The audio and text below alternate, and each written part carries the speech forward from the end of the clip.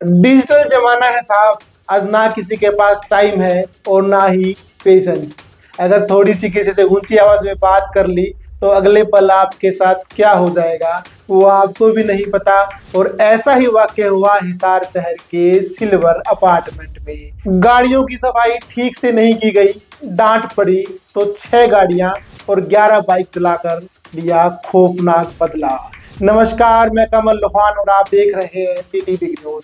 CCTV में कैद एक युवक सुबह 7:58 पर अपार्टमेंट के अंदर घुसता है और ठीक 8:03 पर स्कूटी से बाहर निकलता है।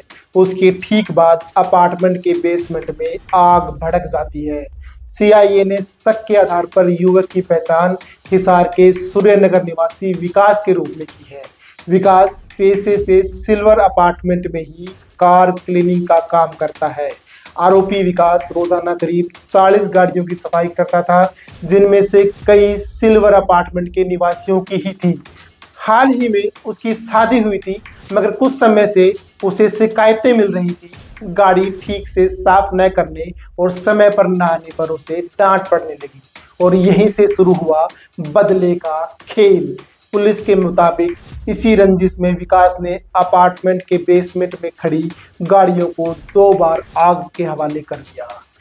पहली घटना 19 अप्रैल 2025 को सुबह 5 बजे हुई। 14 वाहन जलकर राख हो गए और जिनमें 3 गाड़ियां और 11 बाइकें शामिल थी। धमाके की आवाज से अपार्टमेंट थर्रा गया और पूरे शहर में चर्चा थी तो सिर्फ सिल्वर अपार्टमेंट की। पर विकास का बदला अभी अधूरा था। उसने 3 दिन बाद 23 अप्रैल 2025 को फिर से सिल्वर अपार्टमेंट के बेसमेंट में आग लगा दी। एक बार फिर 4 कारें जलकर खाक हो गई। कुल मिलाकर 6 कारें और 11 टू व्हीलर पूरी तरह से नष्ट हो गई। पूरी घटना के बाद पुलिस की कार्रवाई पर सवाल उठने तो लाजमी थे।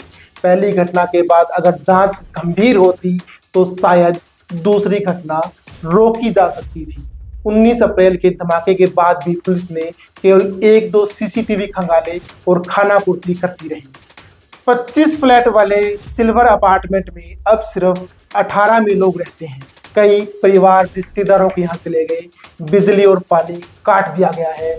इन्वर्टर का बैकअप भी खत्म होने वाला है। लोग कह रहे हैं ये हादसा नहीं, ये साजिश है।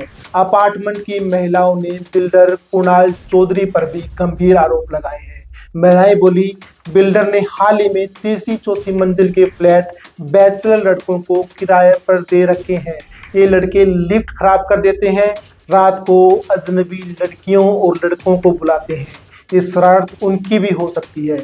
और इस सारी घटना के बाद अगर हम बात करें शहर में फायर सेफ्टी की सच्चाई की तो आंकड़े जानकर आप भी चौंक जाएंगे। हिसार में 60% से ज्यादा इमारतों के पास फायर एनओसी ही नहीं है। 2019 और 22 की रिपोर्ट में भी यह खुलासा हुआ कि सरकारी स्कूल, कॉलेज और अस्पताल भी इस सेफ्टी से महरूम है। तो सवाल ये है, जब बिल्डिंग में फायर अलार्म, वाटर हाइड्रेट और अलर्ट सिस्टम ही नहीं था तो आग लगना बदला था, हादसा था या फिर निश्चित तबाही थी? यह सारा ड्रामा होने के बाद अब जाकर डीसी अनीश यादव ने एसडीएम ज्योति मित्तल की अध्यक्षता में 5 सदस्यीय जांच कमेटी गठित की है। टीम में डीएसपी, नगर निगम, पीडब्ल्यूडी और फायर स्टेशन ऑफिसर भी शामिल है। 7 दिन में रिपोर्ट मांगी गई है, लेकिन जनता पूछ रही है, रिपोर्ट से पहले अगर तीसरी बार आग लग जाती है तो आपके पास कोई उपाय है? विकास तो गिरफ्तार हो गया, लेकिन सवाल बाकी है। क्या पहली आग के बाद सही जांच होती तो दूसरी घटना होती? क्या बिल्डर जिम्मेदार है उन लड़कों के लिए जो अपार्टमेंट में अराजकता फैला रहे हैं? और सबसे जरूरी, क्या शहर की 60% इमारतें अगली आग के इंतजार में है? इस पूरी घटना को लेकर आपकी क्या राय है, हमें कमेंट करें। वीडियो अच्छी लगे तो इसे शेयर करें और जुड़े रहें सीटीवी न्यूज के साथ में। नमस्कार।